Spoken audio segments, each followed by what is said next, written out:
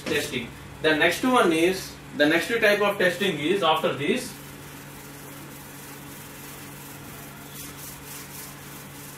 Data, you seen up to now about database testing. Then what about data volume testing? Data volume. Data volume means what is the size? Volume means here size.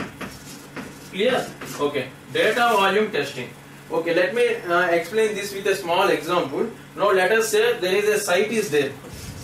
There will be some capacity for the site database. The database attached with the site.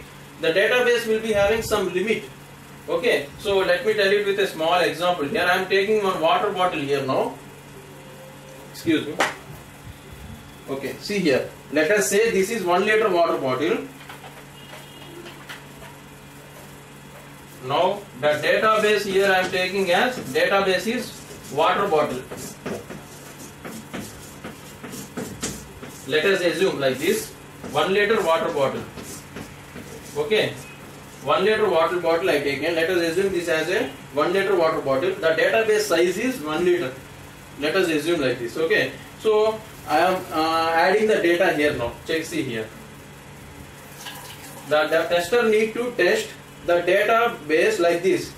What is the capacity? So for suppose I mentioned the database size is 1 liter in water bottle. You need to test this water bottle. Either it is fit with 1 liter or it is before 1 liter it is overflowing, or after 1 liter it is overflowing. That he need to test like this with model data. This water is the model data.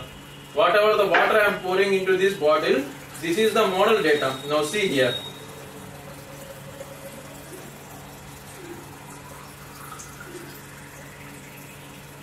See the overflow here now. See the overflow.